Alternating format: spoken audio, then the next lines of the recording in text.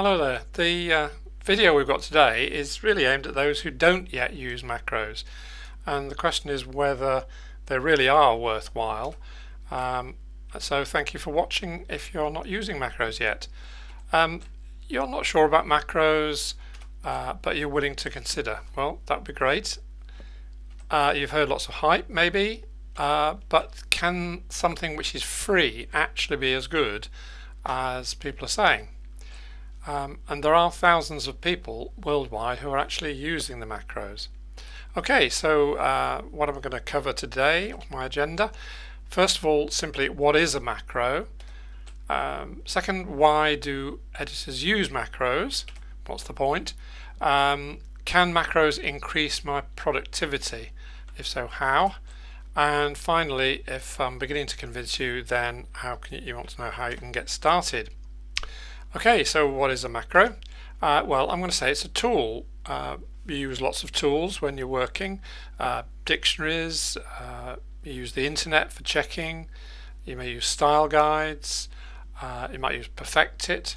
So there's various tools, and actually find and replace is a tool. It's actually a macro which is provided by Microsoft Word, but you use it just as a tool. You make find and replaces. So what we're saying with that is that if you run a macro, it means that you ask the computer to do something. So you ask the computer to do some find and replace for you, and it performs the task you're asking. So what sort of tasks? Well, it might be to do with copy editing, i.e. actually changing the text as you go along. It might be for fact checking. It might be for consistency checking, and lots of others besides. Okay, so what is a macro? Well, it's one way of describing it is to call it a small computer program, or a subroutine, which is a technical term. It all sounds a bit scary, but let's have a look at an example. So this is an actual macro, so it's a little short computer program. The basic format of it is you've got at the top the name of the macro, that's custom keys there, and then you've got some introductory text, and all my macros have this information here, which is helpful so that you can see that it's me. What the version is, that's the 3rd of February 2024, and just a single line descriptor to say what the macro is for. But then it's followed by some incomprehensible computer codes, but don't worry, that's not the point. You do not need programming knowledge to be able to use macros. These are pre-programmed macros. All you have to do is to copy and paste them, put them into your computer and use them. But I will say there's another kind of macros, those which are recorded, and I don't think they're worth bothering with by comparison with the gains that you can get by using pre-programmed macros. Okay, so why do editors use macros? Well, they're going to increase efficiency. In other words, you can do things more quickly by using macros, and they're going to increase your accuracy because the macros don't miss things, whereas you might if you get distracted at some point. And thirdly, they reduce repetitive strain injuries. In other words, you're using the mouse less, you're gripping the mouse less in order to select things carefully. A lot of that can be done by the macro itself, and you're using fewer actions anyway because the macro is doing some of the things that you would have had to move the mouse around in order to do. We can think of it as a form of teamwork. It's a collaboration. There's your editorial judgment, and there's what the computer can do. The computer has all sorts of skills, but it doesn't have editorial judgment. That's up to you. That's your contribution, and the computer will just support you in what you're doing. Okay, so how can macros increase my productivity? Well, let's have a look at examples where we can see the macros in action, and on the right hand side there is a window into which will appear the name of the macro when I use it. So let's have a look at some macros for searching the internet. So that's the most popular one, according to a survey we've done recently, is Google Fetch. And suppose you've got some text here and you read it and you think, according to the figures culled from the public Ethereum blockchain. Good gracious, what's Ethereum? I don't know that word. If you want to check it in Google, so you would double click it, you would copy it, you'd go to a browser and you would get a Google window, type in, paste, press return, return, and you get some information about the Ethereum. Seems to be a company of some sort. Okay, fine. Now then, if we do that with a macro, we click in the word Ethereum and we run a macro, and that's it. Click, there it is, and there's the answer. So it was just one single click to do the whole thing in one go. So if you're using the internet a lot for picking up data, picking up information, checking data, then using Google Fetch will help you. And there are loads of others as well. There are fetch macros for dictionaries, thesauruses, PubMed, WorldCat, Google Scholar. I counted and I seem to have 36 different ones.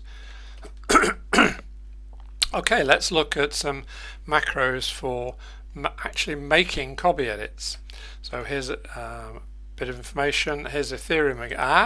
Now Ethereum there should have a capital letter, so let's use a macro for that. And rather than actually if you were doing that, let's go back, let's try that ourselves. So you realize that should be a capital. You select it or you delete it somehow or other, and then you type in the capital E. No, I got the wrong letter. So you're shortening the amount of work that's needed to get that edit done, and you're not making mistakes. So non-fungible oh gracious, now these should be lowercase, so I go 1, 2, 3 and click click click. I ran case this word 3 times to get those all 3 done. Then we decide that should be hyphenated, so we click another macro there, and then what have we got next? Well, I don't think those need to be have double quotes round, so we can get rid of those. 1, 2, and I didn't actually have to select them. The macro ran along the line, punctuation off, until it found those quote marks and took them away. So let's have them as single quotes. So let's click there, shift click there, just roughly selecting, and then run a macro which rounds off the selection and adds single quotes. More non-fungible. There's a spelling error. That's identifier. That's not right. So I just clicked it. And if you want to check the spelling of something, is fungible right? So if I run the same macro, spelling correct, it bleeps at me to tell me yes, that spelling is correct, but it will change it if it's not. I don't think that was meant to be there. Another spelling error. Okay. No, it was here I was looking. We've got some strange looking things here. What's that one? So let's have a look. That's a proper minus sign. Okay. And what about this one? That's an N dash. So that's not what I want. When I did this demonstration before, I had a hyphen there. So I was able to say, I go to here, and then I run once, twice, and it goes through and changes both the hyphen and the dash into proper minus signs. So that's that. Okay, and there are lots of other copy editing macros to cover all sorts of different types of edits that you might make. So a few more suggestions there. But the key points, there's one macro to do each specific task, and obviously I'm very experienced at this, and I know all my keystrokes, just like a pianist doing lots of things with lots of fingers. So if you gradually build up your use of macros, you will get used to the different keystrokes. I'm sure you know that you use Control S for a save and you use Control P for print. Well, that's because you use them often. So anything you use often, you'll know what the keystrokes are. The macros will only run when you tell them to. In other words, they're not going to charge off and change lots of things. They do a task when you tell it to do a task. The keyboard shortcuts for these sorts of things are essential, but not for all of them. But things that you want to do quickly, you want keystrokes. And another important key point is that 99% at least of the macros work exactly the same on PCs and Macs. So let's have a look at some macros for checking consistency. And these are what I call my analysis macros. And these you will run before you do the editing.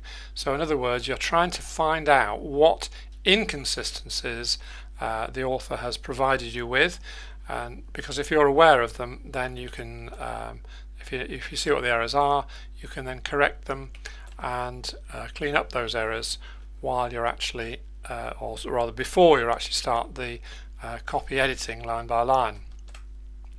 First example is proper nounalize. That's looking for inconsistencies in proper nouns. And what it does is to produce a list. This is just a few examples. Remember I was saying that you provide the editorial judgment. The computer does tasks, which is it goes through all of the proper nouns, counts them, lists them, and then it goes through that list and looks for things that might possibly be errors. Now you know and I know that those are likely words that will occur. However, our editorial judgment tells us that this could well be, there may be two different people, but it's certainly worth checking whether there are two different phrases. And Perez again, is it accented or not? You want to make that consistent at least, and it might be that you want to make it consistent the other way. You might want the accent, so you might want the E acute on all of them. Next one is citationalize. So what that is doing is looking through a document that has in-text citations and making sure that there is a reference for each in-text citation, and vice versa, that there aren't references that aren't used where there's no in-text citation. So let's have a look at an example. The list that it might produce is something like this. Okay, so let's make it a bit bigger.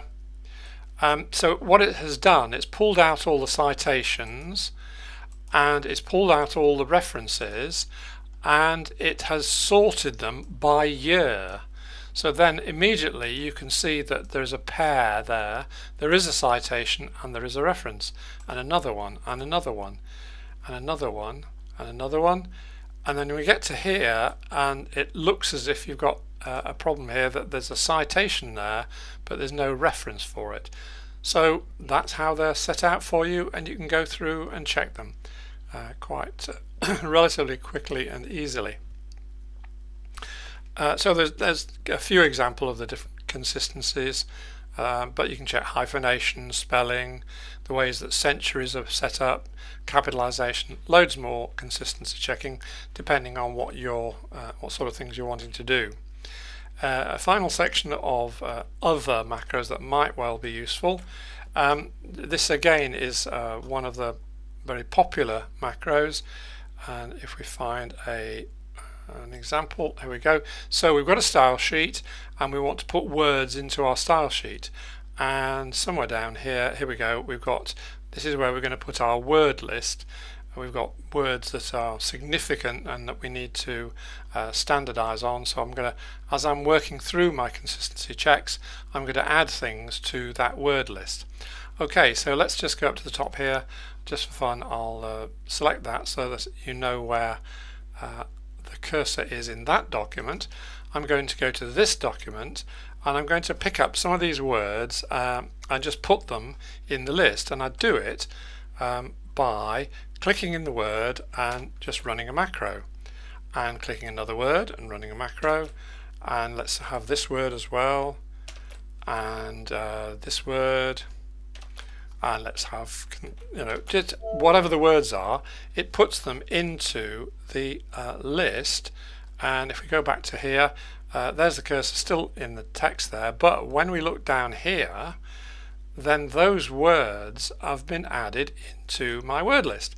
However, they are in alphabetic order. It has put them in there without hardly any effort or distraction on your part. So you're reading the text and you think another word needs to go in there, so you put that one in, you put this one in, and they go into the list without you really thinking about it.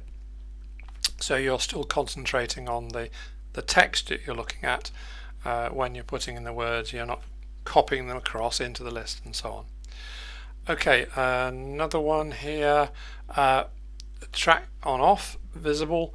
Okay, the idea here, this one does work on most Macs, but there is one slight difference for some Macs. Okay, so the idea is you're working along, you've got track changes on, so let's have track changes on, and you decide to turn it off, and then you just want to make one small edit untracked. Then you suddenly realize you've been carrying on and you forgot to turn track changes back on again. If you've done that, then you want this macro. So what we do with this macro is when we turn it on and off, then whoops, wrong one. That one turns it on, that one turns it off again. And when you turn it off, the screen goes yellow. Turn it back on again and it's white. So you know whether the track changes is on or off. Okay, so the next question, if you're convinced that this actually might be useful, let's have a look at how you can learn macros. Jennifer Yankopolus and I have produced a way of learning to use macros, getting started with macros at least, as a self-tutorial. So in other words, you download macros from Square One, either the Mac version or the PC version. Once you get started, Macs and PCs are the same, but that first step of getting started is different on Macs and PCs, so there is a separate guide for each of them. And there are macro resources on my website, which is where you find them, including the macros from Square One. We've got a macro menu, which is if you want to select other macros, it's a sort of pick your own macros system. And there's a macros of the month newsletter, which is really useful, that Jennifer produces. So that's available at that URL. So let's just have a quick look at the website. So that's Word Macro Tools. Okay, so we've got how can I get started, that's one thing. The macro menu is there, and then there's a separate resources that once you have got started, there's all sorts of useful resources you can find in that to take you further with your work. Well, I think that's about it for now. I wish you good luck. If you need a hand, do get in touch. I'm retired, so I've got lots of disposable time, and I'm always happy to help. So I hope you find it useful. Bye for now.